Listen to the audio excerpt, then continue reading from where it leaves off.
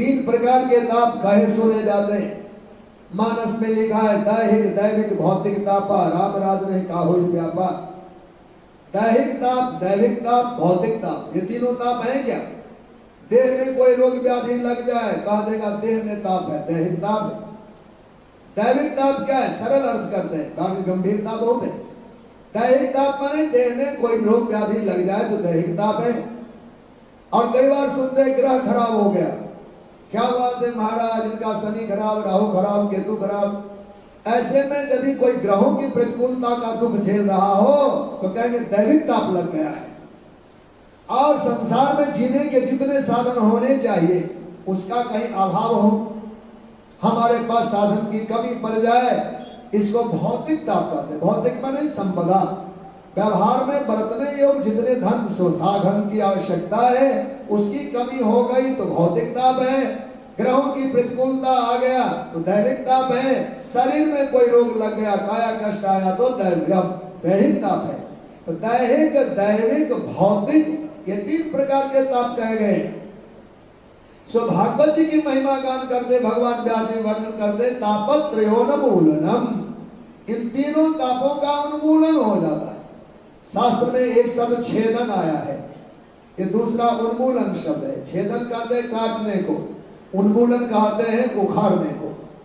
आपने देखा होगा कई किसान खेतों में घास बीजते हैं, 15-20 दिन पर हरियाली छाई, घास काट करके अपने गोधन को खिला दिया, फिर पानी सींचा तो आप देखेंगे वही घास फिर से हरा हो जाता है।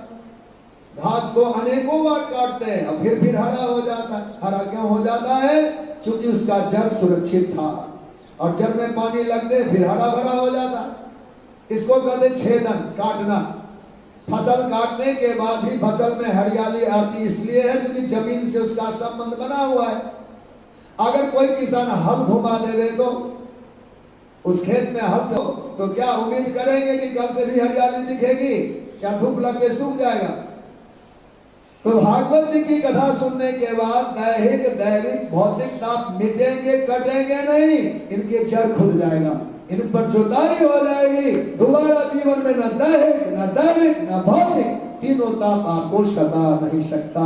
तापत्रयोन्मूलनम, उन्मूलन, मूल नाम है जड़ का, उन्मूलन माने छेद, उसको उखाड़ फेंकने का, जीवन के त्रिताप को समन करने का सामर्थ्य परम भागवती इस गाथा कथा की है।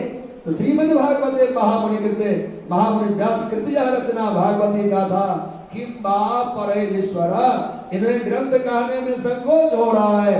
ऐसा गोपान भगवान नारायण ही है, साक्षात कृष्ण कन्हैया ही, इनको ग्रंथ पोथी आदि कहने में लगता है संकोच हो रहा है। किंबा परैरीश्वर, साक्षात वो नारायण ही है, वो परमात्मा जिनकी हम गाथा कथा सुना रहे, वो साक्षात अक्षर अक्षर में विद्यमान प्रभु है। सत्यो हृदय अवरुद्धते अतकृतभि शुश्रूष विस्तक्षणात्, जब हम प्रेमी जब कथा सुनने को उद्यत होते हैं, बैठते हैं, वो प्रभु उसी क्षण सत्यो हृदय अवरुद्धते, कथा का नाम लेते ही भक्तों के हृदय में जाकर भगवान बंद हो जाते हैं।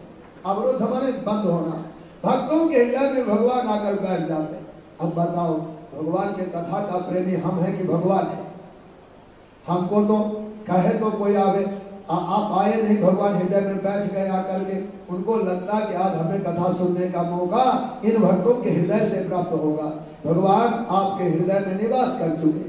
सत्यो हृदय अवरुद्धते अतकृतभि शुश्रूष विस्तक्षणात्, जो श्रोता भगवान की कथा मंडप में विराजमान है उनके हृदय में कन्हैया विराजमान है, वही श्रोता है।